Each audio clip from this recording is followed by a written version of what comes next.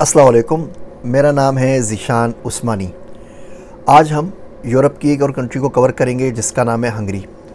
Hungary हमारे माशरे के अंदर बहुत ज़्यादा अंडर रिप्रेजेंटेड किस्म की कंट्री है। कोई हंगरी की बात नहीं करता और हंगरी में बहुत ज़्यादा अपॉर्चुनिटीज़ मौजूद हैं।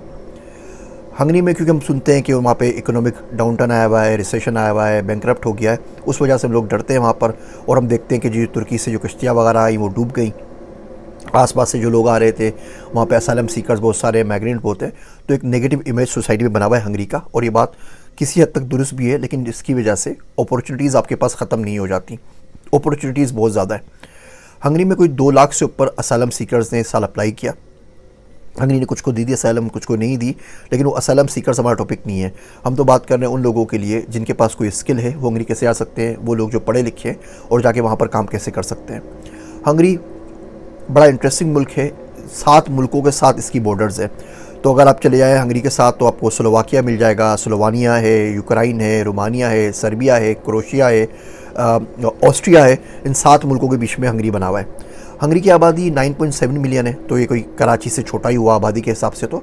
और इस तकरीबन 10 करोड़ लोगों के अंदर सिर्फ 5,700 मुसलमान हैं पूरे हंगरी के अंदर। मुसलमान और पाकिस्तानियों की तादाद 184 है। पूरे इतने बड़े मुल्क के अंदर 184 पाकिस्तानी रह रहे हैं और 5,700 मुसलमान हैं। जब आपको इतना बड़ा मुल्क नज़र आता है और इतने छोटे मुसलमान नज़र आते हैं, उनकी आबादी इतनी कम नज़र आती है, तो आप अपने आप से पूछते हैं कि क्या हुआ वहाँ पर, ऐसा क्या हुआ है कि मुसलमान दुनिया में हर जगह गए, यहाँ पर ही नहीं गए। यहाँ पर मुसलमान गए थे ओटोमन एम्पायर के अंदर, लेकिन उन्होंने क्या किया, उन्होंने बहुत सारे लॉज बना दिए, anti Muslim laws 15th century के अंदर। तो कुछ वो लॉ एक ऐसा था कि अगर मुसलमान होगा तो उसको इस्लामिट्स कहते थे, और जो मुसलमान को बुज़लमान, और अभी तक वो हंगरी में आप जाएँ तो वो बोलोसम, बुज़लमान और पता नहीं कौन कौन से नाम से पुकार रहे होते हैं, इस्लामिट्स पता नहीं क्या क्या कहते हैं। तो उन्होंने बना दिया कि ये लोग जुम्मे की नमाज़ नहीं पढ़ सकते। किसी को वज़ू करते हुए देखो तो बादशाह सलामत को उसकी कंप्लेन कर दो, और अगर उस पर साबित हो गया कि वज़ू कर रहा था तो उसकी प्रॉपर्टी का कुछ हिस्सा आपको मिल जाएगा। किसी को नमाज़ पढ़ता हुआ देखो, कंप्लेन कर दो। अगर तो इनके घर में मेहमान आएगा तो मेज़बान और मेहमान सिर्फ़ और सिर्फ सूअर का गोश्त खा सकते और कुछ नहीं खा सकते।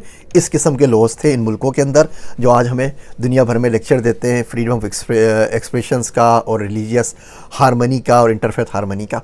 तो पास से आदमी बहुत कुछ सीखता है। हंगरी के बारे में, इनकी इकोनॉमिक का बहुत ज़्यादा उतार चढ़ाव होता है। यूरोप में शायद सबसे ज़्यादा टैक्स यहीं पर ही है, 27% वेट टैक्स है यहाँ पर। मैंने एक बड़ा डिटेल कोर्स बनाया है अपने इमर्जिंग टेक्नोलॉजीज़ चैनल के ऊपर, हिस्ट्री ऑफ मनी के ऊपर। आप ये एक कोर्स कर लेना अगर हिस्ट्री ऑफ मनी का, यहाँ से आपको लिंक दे रहा हूँ। आप यकीन कीजिए, माशी तौर पे जो आपको इससे समझ मिलेगी, सीख मिलेगी, समझबूझ मिलेगी, आप ज़िंदगी में बहुत अच्छे माशी या माली फाइनेंशियल डिसीशंस ले सकते हैं। दुनिया में पैसा कहाँ से आया, वो राई स्टोन से शुरू करके हमने क्रिप्टो करेंसी तक बात की है। छोटा सा कोर्स है, थोड़े से लेक्चर्स हैं, 4-5 घंटों में आपको मनी का, पैसों का ऐसा इंट्रोडक्शन मिलेगा जो आप पीएचडी करके भी शायद आपको ना मिल सके। जितनी चीज़ें थी, कोई 150-200 किताबें पढ़ी थी, 60 से ऊपर कोर्सेज दिए थे, वो जब क्रिप्टो करेंसी किताब पे काम करता, सारे समराइज़ करके कोर्स बना दिया है। इस कोर्स की इसी बड़ी अजीब मुसीबत है, जब मैं वो पेड प्लेटफॉर्म पे पढ़ाता था तो वहाँ पे 44,000 स्टूडेंट थे जो 2,500, 5,000, 10,000 दे के कोर्सेज पढ़ते थे। फिर मैंने फ्री कर दिया, पाकिस्तान के माशी हालात सही नहीं है, बच्चों को फ्री पढ़ा दें। अब फ्री कर दिया कोर्स, यूट्यूब पर पूरा चैनल इसके ऊपर बना दिया कि फ्री ऑफ कॉस्ट देख लीजिए। तो 1000 बच्चों ने भी वो कोर्स नहीं किया है। डेटा साइंस का पूरा कोर्स है, ब्लॉकचेन का है, एआई का है, डिजिटल मार्केटिंग का है, अमेज़न शिपिंग का है, प्राइवेट लेबल्स का है, हिस्ट्री ऑफ मनी का है। कोई बंदा वहाँ से कोर्स नहीं पढ़ता। 12 में लिंक दे रहा हूँ, अगर ये आप कोर्स कर लें तो मुझे पूरा इस पे बात के ऊपर यकीन है कि आपकी फाइनेंशियल डिसीजन मेकिंग जो है ना ज़िंदगी में, वो अच्छी हो जाएगी।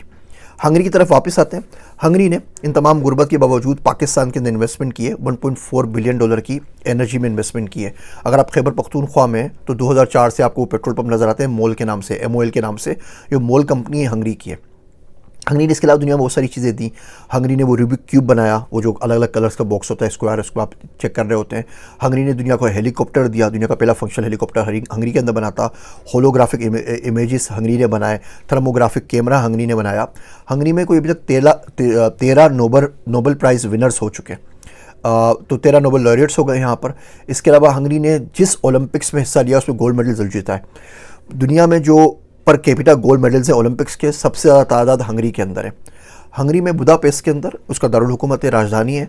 कोई 1500 से ऊपर थर्मल स्पाज है। तो थर्मल स्पास का अगर शौक है तो हंगरी से अच्छा दुनिया में आपको कोई और मुल्क नहीं मिलेगा। हंगरी की करेंसी पाकिस्तान की बराबर ही है, वो हंगेरियन फोरेंट कहलाते हैं। मैं वहाँ पे गया था तो मुझे बड़ा अचंभा हुआ था, हैरत हुई थी जब मैंने 200 रुपये का कॉइन देखा था, 200 फोरेंट का, 200 का भी था, 100 का भी था, 50 का, 20, 5, 10 सारे मौजूद थे।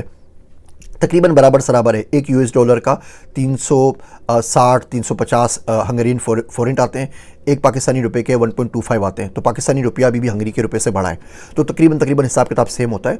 लेकिन वहाँ पे जो एवरेज तनख्वाह है वो 5 लाख फोरेंट है।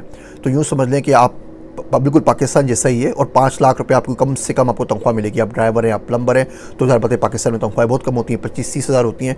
तो आपका कम से कम 10 गुना तो आपका लाइफ स्टाइल इंप्रूव हो जाएगा। हंगरी के अंदर कॉस्ट ऑफ लिविंग बहुत सस्ती है, पूरा साल आराम से, जिसमें किराया, खाना पीना, ट्रांसपोर्टेशन सब कुछ करके आप 5,000 यूरो में गुजार सकते हैं, 5 से 8,000 यूरो में, तो कि 15-20 लाख बनते हैं। यानी 15 लाख आपके पास हो तो यूरोप के मुल्क के अंदर बहुत सुकून से पूरे साल की आप ज़िंदगी गुजार सकते हैं। एजुकेशन बहुत सस्ती है, या यूनिवर्सिटीज़ के एजुकेशन के मैं आपको लिंक दे रहा हूँ। तकरीबन 1200 से 2,500-3,000 यूरो पर ईयर के ऊपर आपका बैचलर्स हो जाता है। इतनी फ़ीस तो पाकिस्तानी यूनिवर्सिटीज़ में भी नहीं है, वहाँ तो उससे भी ज़्यादा फ़ीस है, जबकि वहाँ पे आप कमा ज़्यादा रहे हैं। और 2,500 से 5,000 6,000 यूरो पर ईयर के ऊपर आपका मास्टर्स और पीएचडी हो जाता है। उन यूनिवर्सिटीज़ की लिस्ट भी मैं आपको दे रहा हूँ। तो अगर आपने पढ़ना है, यूरोप जाना है, तो आप सस्ते मुल्क में जाना है तो हंगरी चले आइए। बुदापेस्ट है, गयूर है, ईगर है, पैक्स है, बड़े खूबसूरत शहर है। ओल्डेस्ट सिटी है, ओल्डेस्ट कंट्री है यूरोप की, तो बहुत ज़्यादा मुजस्समे बने हुए हैं और बहुत खूबसूरत है। और इसमें जो चीज़ मैंने देखी वहाँ पर, वो तकरीबन सारी की सारी चीज़ें फ्री थी। शूज़ ऑन डनूबी बैंक के नाम से उन्होंने 60-70 लोहे के जूते बनाए हुए हैं, और उन्होंने बिल्कुल वो उसके साथ रख दिए साहिल के साथ, वो बहुत खूबसूरत लगते हैं। फिर आप हीरो स्क्वायर चले जाएँ, आप इसकी जो पार्लियामेंट है वहाँ चले जाएँ, स्टेट ओपरा चले जाएँ, बुदा कैसल चले जाएँ, ये सारे के सारे फ्री है, कोई कॉस्ट नहीं है। पूरे बुदापेस्ट में आप फिरते रहिए, सस्ता भी है, रिहाइश भी आराम से मिल जाती है। मुसलमानों के ख़िलाफ़ तासुब पाया जाता है। अभी उनके वो मेंबर पार्लियामेंट ने कहा था कि जी हंगरी को सबसे बड़ा ख़तरा जो है ना वो इस्लामाइजेशन से। उनसे पूछे अल्लाह के बंदे से कोई कि 10 करोड़ लोगों में 5,000 बंदे और तुम 5,000 लोगों से डर रहे हो, क्या किया ऐसा 5,000 लोगों ने, गरीब मफलूकुल हाल जो वहाँ पे पढ़ने के लिए आए हुए हैं, जॉब करने के लिए आए हुए हैं। लेकिन अगर हम जाएंगे ज़्यादा, उनसे बातचीत करेंगे, अपने बिज़नेस की डीलिंग अच्छे करेंगे, तो ज़ाहिर बात है वो हमारे बारे में जानेंगे, हम उनके बारे में जानेंगे। और ये बिला वजह ये खलीज आ गई है इंफॉर्मेशन प्रोपेगेंडा की वजह से, डिसइंफॉर्मेशन की वजह से, उसको हम किसी ना किसी तरह हल कर सकते हैं। जॉब्स के ऊपर बात करते हैं। आज मैंने सुबह लिंक्डइन पर सर्च किया तो हंगरी में कोई 11,000 जॉब्स अवेलेबल है। हंगरी के अंदर 5 लाख बंदों की लेबर शॉर्टेज हुई है, जिसमें टूरिज़्म के बंदे चाहिए, हेल्थ के बंदे चाहिए, लीगल के बंदे चाहिए, अकाउंटेंट चाहिए, फाइनेंशियल प्रोफेशनल्स चाहिए, आईटी के बंदे बहुत ज़्यादा चाहिए। और हंगरी में बहुत सारी वीज़ा भी निकाल दिए हैं। हंगरी की एम्बेसी पाकिस्तान में मौजूद है, इस्लामाबाद के अंदर, कराची में कौंसलेट भी है, मारगला रोड के ऊपर है। और हंगरी की एम्बेसी पाकिस्तान में इस्टोनिया की भी और लिथुनिया की वीज़ा भी प्रोसेस करती है। मैंने अपना लिथुनिया का वीज़ा भी अप्लाई किया था, तो मैंने हंगरी एम्बेसी के अंदर अपना पासपोर्ट जमा करवाया था, मारगला रोड के ऊपर, वो 3-4 दिन में आ गया था। तो हंगरी के अंदर जॉब्स अवेलेबल है। बहुत सारी रिक्रूटमेंट एजेंसीज़ होती हैं। जिस तरह हम मुख्तलिफ़ चीज़ें सीखते हैं, कंट्री के बारे में पढ़ते हैं, वीज़ा अप्लाई करते हैं, जॉब हासिल करना ना एक स्किल है। इसका आपकी पढ़ाई से कोई ताल्लुक़ नहीं है। आपने मास्टर्स किया हुआ है, आपने पीएचडी किया हुआ है, जॉब कैसे हासिल करनी है स्किल है। आप मैट्रिक फेल हो, आपको जॉब मिल जाएगी अगर आपको वो स्किल आती हो। आप पीएचडी करे हुए, आप रोड पर रुल रहे होंगे अगर आपको वो स्किल नहीं आती हो। इसी तरह पैसा कमाना भी एक स्किल है। इसका आपकी तालीम से, आपके बैकग्राउंड से, आपकी ज्योग्राफी से कोई ताल्लुक़ नहीं है। आप मिलते ना यार अंगूठे छाप लोग हैं, अरबपति बन गए, वो पैसा कमाते हैं। इंशाल्लाह चलो की सीरीज़ हमारी मुल्कों की पूरी हो तो फिर हम कोई सीरीज़ इंशाल्लाह बनाएंगे कि पैसा कैसे कमाया जाता है, कोई सीरीज़ बनाएंगे कि जॉब कैसे हासिल की जाती है। कुछ जो मेन रिक्रूटमेंट एजेंसीज है 10-12, अल्कोर हो गई, टैलेंट पेस हो गई, उन सब के लिंक्स यहाँ पे मैं आपको दे रहा हूँ। उन रिक्रूटमेंट एजेंसीज़ के थ्रू आप हंगरी में जॉब हासिल कर सकते हैं और सीधे वहाँ पर जा सकते हैं। हंगरी के अंदर अगर आपने जाना है तो उसकी जो वीज़ा कैटेगरीज़ है वो वेबसाइट के ऊपर लिखी हुई है, जो इस्लाम में वेबसाइट में आपको लिंक दे रहा हूँ। डी वीज़ा जो इसका है, जिसको DNV कहते हैं, डिजिटल नोमाद वीज़ा, सेम रिक्वायरमेंट है, 2,000 यूरो आप कमाते हो तो आप हंगरी जा सकते हैं। जिस तरह पुर्तगाल का D7 वीज़ा है, जो 2 स्टेप्स में प्रोसेस होता है कि पहले आप अप्लाई करते हैं एम्बेसी के अंदर, आपको अप्रूवल मिलता है, फिर आप हंगरी जाते हैं और आपको उसको वहाँ का कार्ड मिल जाता है। DNV वीज़ा को यहाँ पर हंगरी में कहते हैं वाइट कार्ड, ब्लू कार्ड होता है यूरोप का। आप डायरेक्टली ब्लू कार्ड की भी अप्लाई कर सकते हैं वहाँ जाके। उसके ऊपर फिर कभी इंशाल्लाह डिटेल में बात कर लेंगे कि एक दफ़े आप किसी यूरोपियन कंट्री के अंदर चले जाएँ तो उसको आप ब्लू कार्ड में कैसे कन्वर्ट करवाते हैं, उसमें बड़ी डिटेल बात कर लेंगे, बिकॉज पूरा यूरोपियन यूनियन का सेम फार्मूला है। वाइट कार्ड बहुत अच्छा है अगर आप फ्रीलांसर हैं, अगर आप 2,000 यूरो तक कमा रहे हैं, अगर आपकी सॉफ्टवेयर कंपनी पाकिस्तान के अंदर है और कम से कम भी आपकी 2000 की बिक्री हो रही है तो आँख बंद करके आप हंगरी के अंदर चलिए। बहुत ही खूबसूरत, बहुत ही शरीफ लोगों मुल्क है, ज़्यादा आपको तंग नहीं करते, बॉर्डर पे तंग करते हैं। इवन आप हंगरी से जब किसी और मुल्क में जाएंगे ना, आप हंगरी से स्लोवानिया जाएंगे, स्लोवाकिया जाएंगे, रोमानिया जाएंगे, किसी फ्रांस जर्मनी जाएंगे, तो वहाँ पर वो वीज़ा वापस चेक करते हैं। आखिर पूरे यूरोप में एक मुल्क से दूसरे मुल्क में वीज़ा चेक नहीं होता। हंगरी में क्योंकि इतने ज़्यादा असylum सीकर्स और इतने सारे वो डंकी फ़्लाइट्स पे लोग बैठ के आए हुए होते हैं, डंकी बोट्स पे, डंकी फ़्लाइट्स के ऊपर इलीगल तरीके से, तो वो लोग बहुत ज़्यादा चेकिंग करते हैं। लेकिन विद इन हंगरी आप रह रहे हैं तो बहुत सुकून से आप रह सकते हैं। बहुत सारे मेरे मेंटोका के ऊपर स्टूडेंट्स हैं, मेंटोका के ऊपर अब मेरे स्टूडेंट्स की तादाद माशाल्लाह से कोई 10,000 से ज़्यादा हो गई है इन 3 सालों के अंदर। उस पर अच्छे खासे लोग हंगरी में, अगर आप बोलेंगे तो मैं आपको हंगरी में उन लोगों से कनेक्ट भी करवा दूंगा। लेकिन अगर आपने डिजिटल नोमाद वीज़ा चाहिए तो हंगरी आपके लिए आइडियल है। आपको परमानेंट वर्क वीज़ा चाहिए तो हंगरी आपके लिए आइडियल है।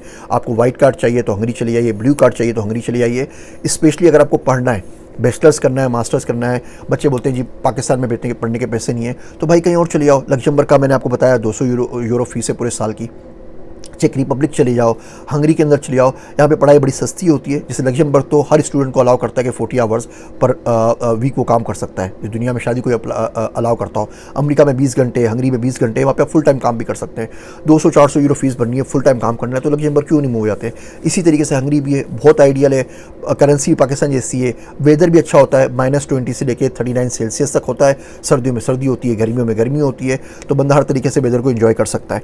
इस्लामाबाद से जब मैं गया था तो याद है कोई 12 घंटे की फ़्लाइट है, तो इस्लामाबाद से इस्तांबुल, इस्तांबुल से बुदापेस्ट सीधी फ़्लाइट होती है। अदरवाइज आप इस्लामाबाद से मस्कत जाते हैं, मस्कत से म्यूनिख जर्मनी जाते हैं, और फिर जर्मनी से वहाँ पर आपके पास फ़्लाइट होती है। और टिकट भी ये होता है $800 से $1200 के अंदर उसका जो होता है वो टिकट भी आ जाता है। हंगरी के अंदर अगर आप यूरोप के अंदर माइग्रेट करने का सोच रहे हैं तो हंगरी आपके लिए एक बहुत अच्छी डेस्टिनेशन हो सकती है। एक आपको इंटरेस्टिंग वीज़ा बताऊं जो भी लॉन्च नहीं हुआ, जो 1 नवंबर 2023 को लॉन्च हो रहा है, यानी कि आज से तकरीबन 1 महीने बाद लॉन्च हो रहा है। उसका नाम है लिमिटेड गेस्ट वर्कर्स परमिट। ये 2 साल का है। ये रिक्रूटमेंट एजेंसीज़ और जो वहाँ पे कंपनीज़ है हंगरी की, वो कोई भी आपको बुला सकती हैं 2 साल के लिए। आप वहाँ पे जाएं और जाके भी जॉब ढूंढें या जाके आप उनके साथ कोई भी काम कर लें। इसका नाम है लिमिटेड गेस्ट वर्कर्स परमिट।